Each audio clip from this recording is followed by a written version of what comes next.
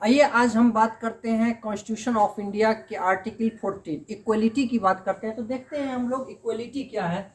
तो इक्वलिटी में जब भी हम बात करते हैं तो सबसे पहले आता है कि विधि के समक्ष समता, यानी विधि के समक्ष समता। आर्टिकल 14 में बताया गया है कि विधि के समक्ष समता। और इसमें क्या है, विधि के समक्ष समता क्या होता है, तो इसमें कहा गया इक्वलिटी बिफोर लॉ, यानी विधि के समक्ष समता में दिया गया है कि यह कहाँ से आया यह सिद्धांत। तो सबसे पहले हम देखेंगे कि यह सिद्धांत ब्रिटेन से आया है, यानी ब्रिटेन के द्वारा यह सिद्धांत अवधारित है। और किस विद्वान के द्वारा, तो यह प्रोफेसर डाइसी का मत है। किसका मत है, प्रोफेसर डाइसी का मत है। और इसमें उन्होंने क्या कहते हैं, विधि के समक्ष समता कैसी अवधारणा है, तो यह एक नकारात्मक अभिव्यक्ति है, निगेटिव थॉट है। और यह जो है विधि की शासन की स्थापना करता है, यानी जो लॉ है उसको एस्टेब्लिश करता है। कौन, विधि के समक्ष समता। और यह किसको, विधि के शासन को एस्टेब्लिश करता है, यानी सभी व्यक्ति के समक्ष समान अवसर की बात करता है, इक्वलिटी की बात करता है, समानता की बात करता है। और कैसे, चाहे राजा हो या रंक हो, सभी को एक समान अवसर की बात करता है। किसी भी व्यक्ति को कोई विशेष अधिकार नहीं, चाहे वो राजा हो या रंक हो या हमारे राष्ट्रपति हो, किसी के साथ कोई विशेष अधिकार की बात नहीं करता है। तो हम देखेंगे ये जो विधि का शासन है, ये विधि का शासन क्या है, क्योंकि हमने देखा कि विधि के समक्ष समता में विधि का शासन आता है। तो विधि का शासन क्या होता है, तो विधि का जो शासन है वो सबसे पहले प्रोफेसर डाइसी ने यह मत दिया। प्रोफेसर डाइसी ने यह मत दिया, विधि का शासन मतलब जो कॉन्स्टिट्यूशन है, जो हमारा संविधान है, उसमें किसका शासन होगा, लॉ सर्वोच्च होगा, कानून का ही शासन होगा, यानी वो सर्वोच्च होगा, उसके ऊपर कोई भी नहीं होगा। तो विधि की सर्वोच्चता की बात करता है, विधि के समक्ष समता की बात करता है, यानी हमने बताया था विधि के समक्ष समता में ही विधि का शासन इंक्लूड है। संविधान सामान्य विधि की का परिणाम है। जो कॉन्स्टिट्यूशन बनता है वो निश्चित रूप से सामान्य विधि, जो ऑर्डिनरी लॉ है, उसी का इफेक्ट है, परिणाम है। अब दूसरा जो इनका थॉट है वो है विधि का समान संरक्षण। तो विधि का जो समान संरक्षण है वो विधि का समान संरक्षण, यानी equality protection of the law, equality protection of the law, विधि का समान संरक्षण। यह सिद्धांत कहाँ से आया, तो यह सिद्धांत अमेरिका से आया। और कहाँ से आया, तो यह सिद्धांत अमेरिका और जो हमारे संयुक्त राष्ट्र संघ है उसके जो चार्टर एक्ट, मानवाधिकार के द्वारा यह सिद्धांत प्रतिपादित हुआ है, विधि का समान संरक्षण। कैसे यह सिद्धांत है, पॉजिटिविटी है, यानी सकारात्मक अभिव्यक्ति को दर्शाता है। कानून तक पहुंच सभी व्यक्ति को, यानी जो लॉ है, विधि है, उसकी पहुंच हर व्यक्ति तक होना चाहिए, इस सिद्धांत में प्रतिपादित है। इसमें क्या कहा गया है, समानों के साथ समान व्यवहार और असमानों के साथ समान व्यवहार नहीं, अर्थात समानों के साथ समान व्यवहार और असमानों के साथ समान व्यवहार नहीं। जैसे देख लीजिए, ये एक समान है तो उसके साथ हम एक टाइप से व्यवहार करेंगे, और एक ऐसे है ऊपर नीचे है तो इसको और इसके साथ हम एक जैसा व्यवहार नहीं करेंगे। तो वही बात कह रहा है। तो यह जो वाद है सबसे पहले कब निर्धारित हुआ, तो यह कह रहा state of West Bengal versus Anwar Ali की सरकार में कहा कि समानों के साथ समान व्यवहार और असमानों के साथ समान व्यवहार नहीं।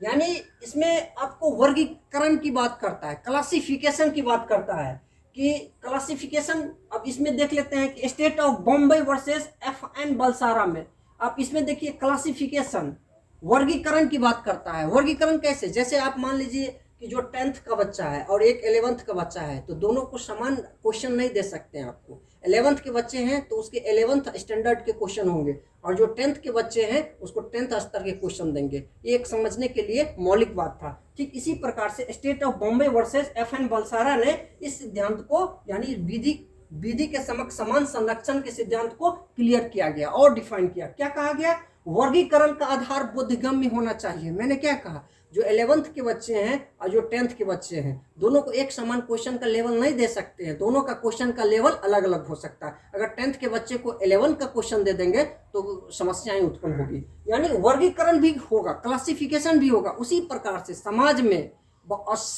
एक समान के लोग रहते हैं, एक और समान भी लोग रहते हैं, तो दोनों के साथ हम समान व्यवहार नहीं कर सकते हैं। उसका हम क्या करेंगे, क्लासिफिकेशन करेंगे। और क्लासिफिकेशन कैसा होगा, बोधगम्य तरीका से। बोधगम्य तरीका यानी युक्ति युक्त तरीका से होना चाहिए। कैसा होना चाहिए, तर्क संगत होना चाहिए, रैशनल रिलेशन होना चाहिए उस तर्क संगत के बीच। कैसा होना, बोधगम्य में कैसा होना चाहिए, उसमें ऐसा रिलेशन हो जो मतलब क्या कहते हैं, तर्क संगत हो। तो इस टाइप का बात बताया गया, और वो उद्देश्य के साथ होना चाहिए।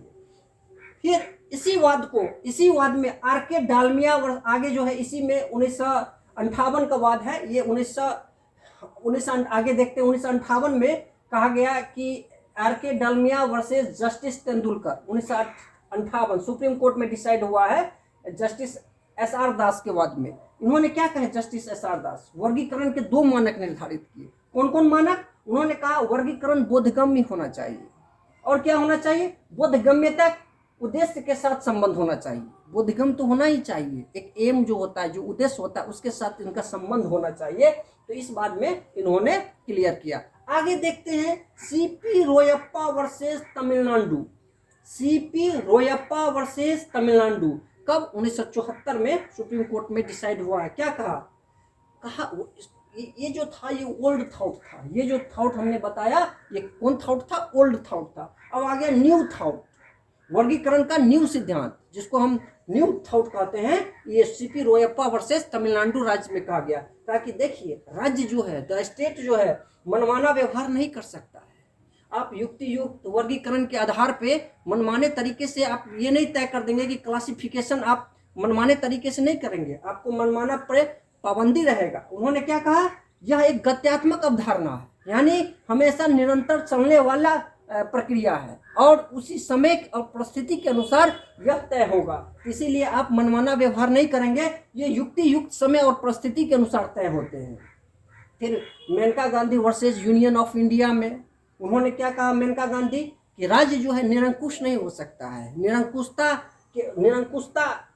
स्थापित नहीं कर सकता, और निरंकुशता के आधार पर वो युक्ति युक्त वर्गीकरण नहीं कर सकता है, बल्कि यह बोधगम्य तरीका से होगा। और चूंकि यह समय और परिस्थिति के अनुसार होगा, चूंकि हर समय हर परिस्थिति में मानक बदलते जाते हैं, इसीलिए जो समता का अधिकार है वो एक फिक्स्ड नहीं है, बल्कि निरंतर गत्यात्मक चलने वाली प्रक्रिया है, और समय और परिस्थिति के साथ इसमें बदलाव आवश्यक है। इसीलिए राज्य जो है, द स्टेट जो है, निरंकुश नहीं हो सकता है। ठीक, वर्गीकरण का ये, इसको हम नवीन थॉट कहते हैं। अब जो हमने ये सारा थॉट देखा, अब देखेंगे इसकी विशेषता क्या है, और इसके क्या एक्सेप्शन भी हो सकते हैं। तो सबसे पहले हम इसकी विशेषता देखते हैं कि यह जो आर्टिकल 14 है, विधि के समक्ष समता तथा विधि के समक्ष समान संरक्षण, इसके कुछ विशेषताएं देख सकते हैं। यह एक यूनिवर्सल है, यानी यह जो सिद्धांत है, देशी के साथ साथ विदेशी लोगों को भी इसका संरक्षण प्राप्त है। दूसरा, विधि के शासन को स्थापित करता है।